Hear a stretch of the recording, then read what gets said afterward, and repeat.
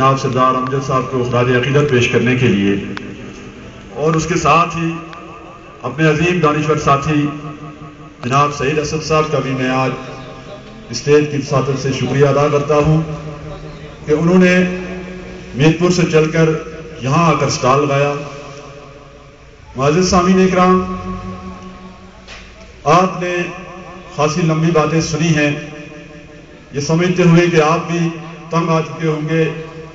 ہماری گفتگو سنتے سنتے، لیکن کچھ باتیں ایسی ہوتی ہیں کہ جن کا کرنا ضروری ہوتا ہے، اور میں بھی سمجھتا ہوں کہ آج کے اسٹیج کی وساطت سے چند گزارشات آپ کی خدمت میں ضرور رکھوں۔ معزز سامعین، جہاں تک ہمارے دوست امجد کا تعلق ہے تو ہم یہ سمجھتے ہیں کہ سردار امجد صاحب جو تھے وہ جموں کشمیر کی آزادی، خود مختاری اور اس کے اندر ایک سماجی انصاف کے لیے مصروف جدوجہد جموں کشمیر کے عوام کے لیے ان کی یہ قربانی لگی ہے۔ تو میں اس کے ساتھ ہی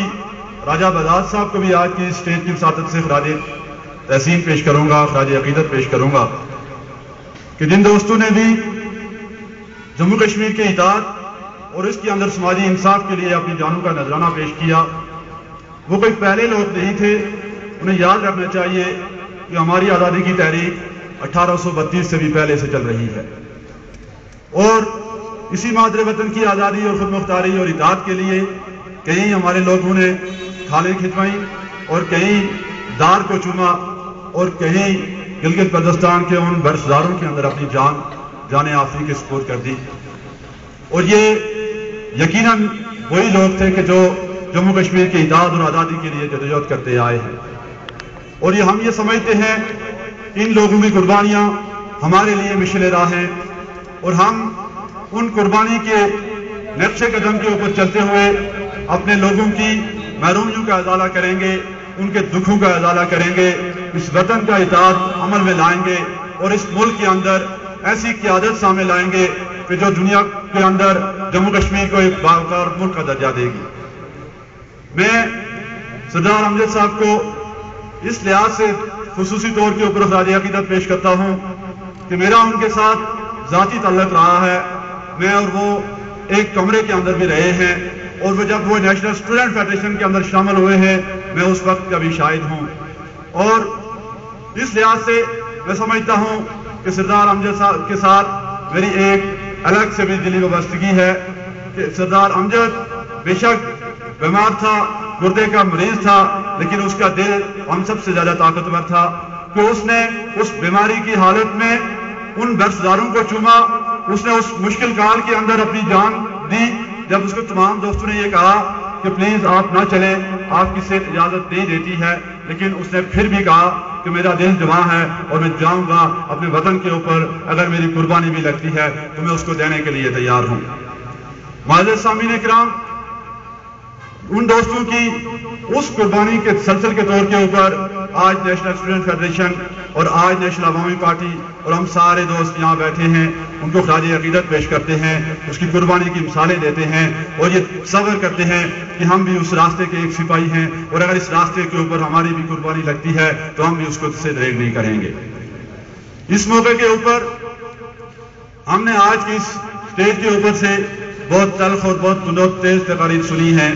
میں سمجھتا ہوں کہ یہ اسٹیج نہیں ہے اس قسم کی باتیں کرنے کا۔ ہمیں آج یہاں کھڑے ہو کر ایک عہد کرنا چاہیے کہ ہماری صفوں کے اندر جو کمزوریاں ہیں، ہماری جدوجہد کے اندر جو خامیاں ہیں، ہم اس کمزوریوں، ان خامیوں کا ازالہ کریں گے، اس کی درستگی کریں گے، تاکہ مستقبل کے اندر ہماری جدوجہد مزید منظم ہو سکے اور ہم کامیابی سے ہمکنار ہو سکے۔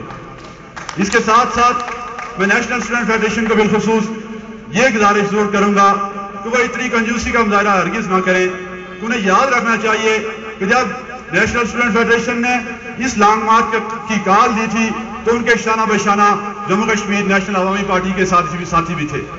آج نیشنل عوامی پارٹی کے مرکزی صدر سردار لیاقت ایاز صاحب اگر جیل کے اندر بند ہیں تو انہیں یاد رکھنا چاہیے ہمارے دوستوں کو کہ وہ بھی واشنگٹن کے مقام کے اوپر آپ کے شانہ بشانہ گئے تھے، اور آپ کو یہ بھی یاد رکھنا چاہیے کہ راجہ بزاد خان کون تھا، وہ بھی نیشنل عوامی پارٹی کا ایک کارکن تھا، اور اس نے آپ کے دوست کے شانہ بشانہ وہاں جان دی ہے، اور اس کے ساتھ ساتھ یہ طارق صاحب آپ کے سامنے بیٹھے ہیں، یہ انذار صاحب آپ کے سامنے بیٹھے ہیں، یہ وہ تمام لوگ تھے جو نیشنل اسٹوڈنٹ فیڈریشن کے شانہ بشانہ وہاں گئے۔ لیکن آپ لوگ جب بات کرتے ہیں تو بےحد کنجوسی کا مظاہرہ کرتے ہیں۔ میرے دوستو،